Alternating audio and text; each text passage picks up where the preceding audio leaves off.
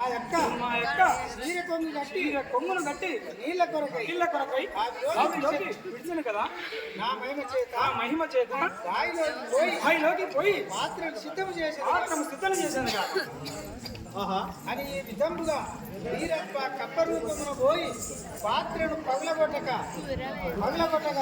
అప్పుడు మాంకాలి అక్కడ ఏమని ఏడుస్తుంది. ఇది ఏమి చిత్రము కదా, ఇది ఏమో చిత్రమో కదా, ఇది ఏమి చిత్రమో కదా, పాత్ర పగిలిపాయే ఏమి చేయదు నేను ఎందుకో అధిక దాహం ముచ్చ సోదరుడు అటు అధిక దాహం ముచ్చ సోదరుడు అటు బాధపడుచుండని నా తమ్ముడు అధిక దాహం చేయి అటు బాధపడుచుండేమో ఈ పాత్రనేమో విధముగా అనుచున్నంతలో అక్కడ వీరప్ప మరి ఏమనుచున్నాడు. నా మీద ఈ మాదిరి చింతింపుచు నా మీద చింతింపుచు నా మీద ప్రేమ కలిగే అట్లను చుండే పాత్ర సిద్ధము చేసి వచ్చేదని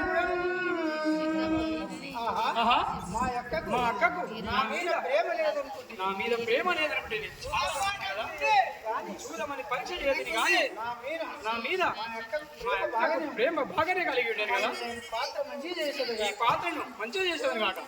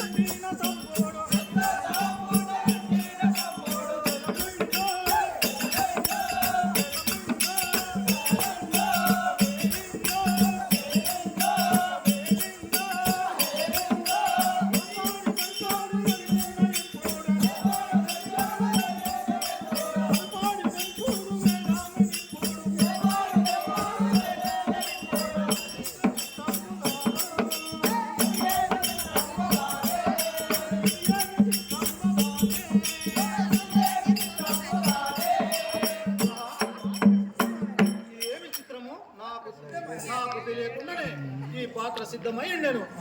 ఇక నేను ఈ బావి నీళ్ళే కొనిపోయి మా తమ్ముడికి ఇచ్చదా ఎంత బాధపడుచున్నాను ఏమో కదా సోదరా జలము తెచ్చుటకు చాలా ఇబ్బంది పడి ఇంటిని తిరిగి అలసిపోయి ఆలస్యమాయను. ఇదిగో తమ్మి ఎంత దాహము కొంటివో కదా తమ్మి, దాహం తీర్చుకొని నీళ్ళు తీసుకొని దాహము తీర్చుకో తమ్మి. సరే అక్కయ్య అక్కార విను మొక్క చింతా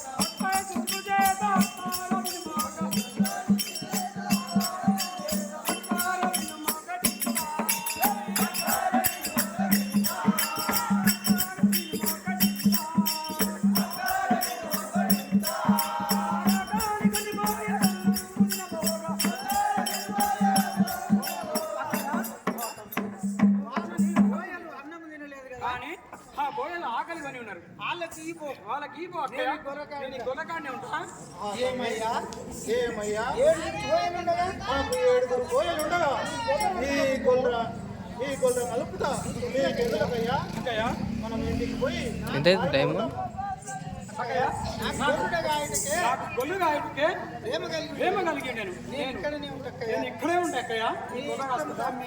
తమ్మి నీ ఇష్టము నేను ఎంత చెప్పినా వినకుంటివి నేను అన్నం ఈ గొర్రెను మేపుచుండుము నేను మీకు అన్నములు ఇక్కడికి పంపుచుండుము సరే అక్కయ్య.